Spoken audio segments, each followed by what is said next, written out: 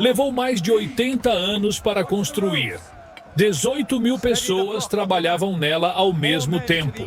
Era considerada, por quem a viu, a coisa mais bela que olhos humanos haviam encontrado em toda a vida. Durou uma noite para desaparecer. Existiu uma estrutura no Oriente Médio que era maior que qualquer templo egípcio, maior que qualquer fórum romano, com paredes de mármore branco e ouro tão brilhantes que cegavam quem olhasse diretamente. Uma maravilha que reunia arquitetura, fé e poder num nível que o mundo antigo nunca havia visto, e que foi apagada tão completamente que hoje resta apenas um muro de contenção. Como ela foi construída e por quem? E com qual intenção? O que havia dentro dela que nem todo judeu podia ver? O que aconteceu na noite em que ardeu? E por que, 2000 anos depois, pessoas de todo o mundo ainda encostam a testa nas pedras que sobraram e choram? Para entender, precisamos voltar ao homem que a ergueu. Estamos no ano 18 a.C. Herodes, o Grande, rei da Judéia sob proteção romana, anuncia um projeto que deixa seus próprios conselheiros incrédulos. Vai reconstruir o Templo de Salomão do zero, numa escala sem precedentes na história do Oriente Próximo. A razão é ao mesmo tempo política e pesada de significado. Herodes é idumeu, descendente de um povo convertido ao judaísmo por força, não por escolha. Para muitos judeus, ele é um rei ilegítimo, um fantoche de Roma, um estrangeiro no trono de Davi. Construir o maior templo do mundo é, entre outras coisas, uma tentativa de comprar legitimidade religiosa com pedra e ouro. A construção levou décadas. As obras no templo propriamente dito levaram 1 ano e meio. Herodes usou 10.000 trabalhadores e 300 sacerdotes treinados como pedreiros, porque apenas sacerdotes podiam tocar certas áreas sagradas. A plataforma ao redor, o que chamamos de Monte do Templo, levou mais de 80 anos para ser concluída. Flávio Joséfo registra que quando os últimos trabalhadores foram dispensados, em 64 d.C., 18.000 pessoas perderam o emprego de uma vez. Para você ter escala, a plataforma do Monte do Templo tinha 144.000 metros quadrados, maior que qualquer fórum romano, maior que o complexo de Karnak no Egito, maior que qualquer estrutura religiosa do mundo mediterrâneo. Um menino que nasce em Jerusalém neste período cresce à sombra desta estrutura. Para ele, o templo não é uma curiosidade arquitetônica, é o centro do universo. A entrada mais usada pelo povo comum fica no lado sul da plataforma. Você chega até ela subindo uma escadaria monumental de pedra calcária, 30 metros de largura, com degraus de alturas irregulares, deliberadamente projetados assim. Por que irregulares? Para que você não possa subir correndo. A irregularidade força um ritmo lento, quase meditativo. Cada passo é diferente do anterior. Arquitetos modernos levaram séculos para perceber o que os construtores de Herodes já sabiam. A transição entre o mundo comum e o espaço sagrado precisa ser física, não apenas simbólica. Arqueólogos escavaram estas escadarias na década de 1970 e encontraram algo extraordinário. Sob o pó de 2.000 anos, as pedras ainda tinham as marcas de desgaste de milhões de pés. A superfície polida pelo uso humano como seda sobre calcário. Você passa pelos portões de Hulda, 2 pares de portais em arco, com cúpulas decoradas no interior, iluminadas por lamparinas de óleo que projetam luz dourada nas paredes de pedra lavrada. O cheiro de óleo queimando se mistura com o da multidão que entra junto com você. Ao fundo, O som de sandálias batendo em pedra, reverberando no espaço fechado, como um tambor grave e lento. Do lado de dentro, uma rampa íngreme sobe no escuro por debaixo da plataforma. Uma passagem subterrânea de 50 metros que emerge de repente no pátio dos gentios, sob o céu aberto.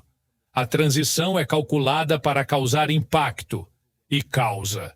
Mesmo 2000 anos depois, arqueólogos que entraram por esta passagem pela primeira vez descreveram a chegada à luz como um momento físico, quase perturbador.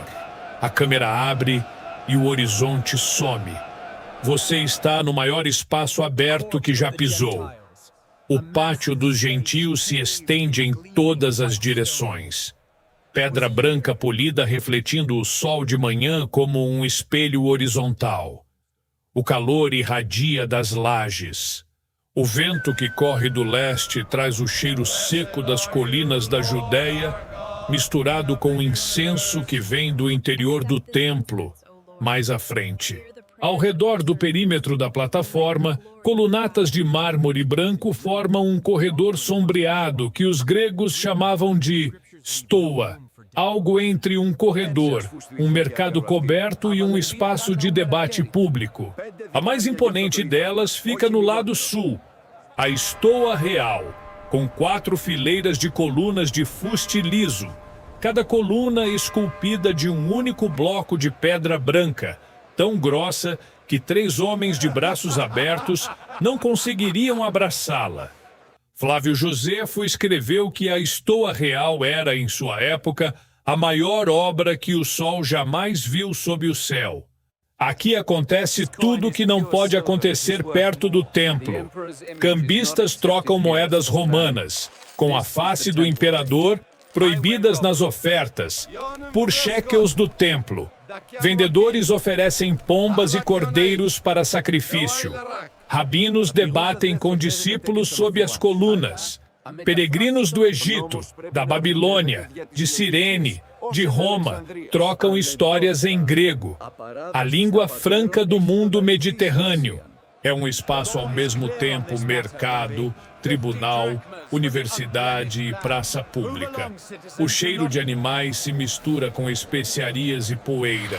O barulho é constante, conversas, negociações, o balido de ovelhas nervosas nas gaiolas de madeira. Neste mesmo espaço, décadas depois deste passeio, um pregador galileu vai virar mesas. A câmera avança lentamente, mais perto, mais fundo.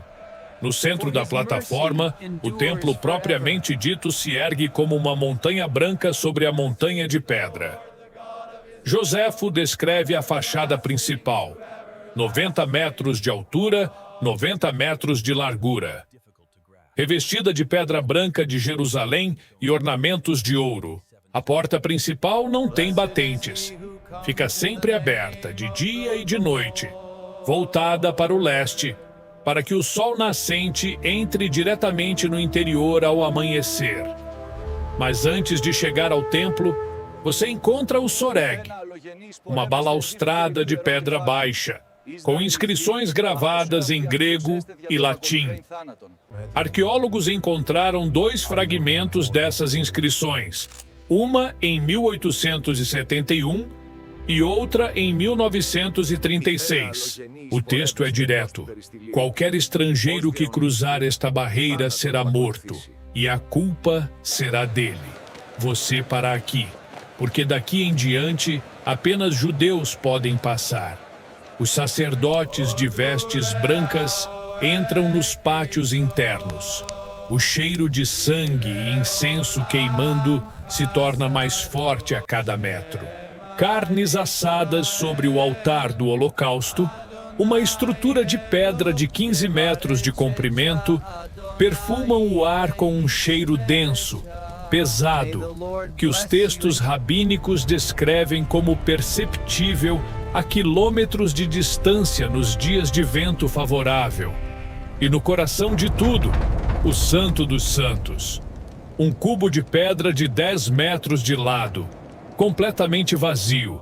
sem estátua, sem imagem, sem ornamento. Apenas escuridão e a presença do que os judeus chamam de Shekinah, a habitação de Deus. Apenas o sumo sacerdote entra, uma vez por ano, no Yom Kippur.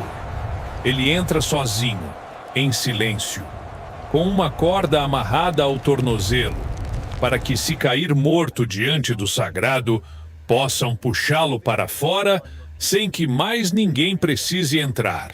Em agosto de 70 d.C., as legiões do general Tito rompem os muros de Jerusalém após um cerco de 5 meses. A cidade está em ruínas e fome. Dentro do templo, os últimos defensores se preparam para morrer. Flávio Joséfo, que estava presente no cerco como observador romano, descreve o que viu: soldados romanos colocando fogo nas câmaras ao redor do templo, as chamas atingindo os ornamentos de ouro, o ouro derretendo e escorrendo pelas fissuras das pedras de calcário aquecidas. Tito, segundo Joséfo, teria ordenado que o templo fosse poupado, mas o fogo já estava fora de controle. Ou, e esta versão também existe nas fontes, ele calculou que destruí-lo seria politicamente mais eficiente do que preservá-lo como centro permanente de resistência. Em poucas horas, a estrutura mais grandiosa do mundo mediterrâneo era uma fogueira de ouro derretido e pedra estilhaçada. Os legionários derrubaram as pedras das muralhas para o vale abaixo, literalmente, pedra por pedra, em busca do ouro fundido que havia escorrido para as juntas. Arqueólogos encontraram em escavações modernas uma camada de destruição datada de 70 d.C. Pedras enormes despencadas das muralhas num único evento, ainda onde caíram há 2000 anos. A última imagem do templo de Herodes, chamas douradas subindo acima das colinas de Jerusalém, visíveis de quilômetros de distância, na noite do 9 de Ave, a mesma data, segundo a tradição judaica, em que o Templo de Salomão havia sido destruído 6 séculos antes. Hoje, daquele complexo que era maior que qualquer outra estrutura religiosa do mundo antigo, resta um único muro de contenção: o Muro das Lamentações. Não é nem parte do templo em si, mas da plataforma que o sustentava. Pedras de até 500 toneladas, encaixadas sem argamassa, ainda de pé depois de 2000 anos. Pessoas vão até lá todo dia. Encostam a testa nessas pedras. Dobram papéis pequenos com orações e enfiam nas fissuras entre os blocos. Choram, em silêncio ou em voz alta. O que eles tocam é o que sobrou de algo que Flávio Joséfo, um homem que viu o templo em pé e viu sua destruição, descreveu como a coisa mais bela que seus olhos haviam encontrado em toda a vida. O que esta história nos ensina? Que grandeza não é permanência, que as maiores realizações humanas, as que custaram gerações de esforço, que consumiram fortunas, que reuniram nações inteiras, podem desaparecer em uma noite. E que o que sobrevive não é necessariamente a pedra, mas o que aquela pedra significava para as pessoas que a tocaram. O templo de Herodes não existe mais, mas o lugar onde ele ficava ainda atrai milhões de pessoas todo ano, de todas as religiões, de todos os países. Isso talvez seja a maior maravilha de todas. Se esta reconstrução fez você ver algo que você nunca tinha imaginado antes, se inscreva, para que possamos continuar trazendo de volta o que o tempo apagou. Nos comentários me diga, qual maravilha perdida do mundo antigo você quer explorar na próxima vez? A Biblioteca de Alexandria? Os jardins suspensos da Babilônia? O Coliseu no dia da inauguração? A história está esperando. Até o próximo episódio.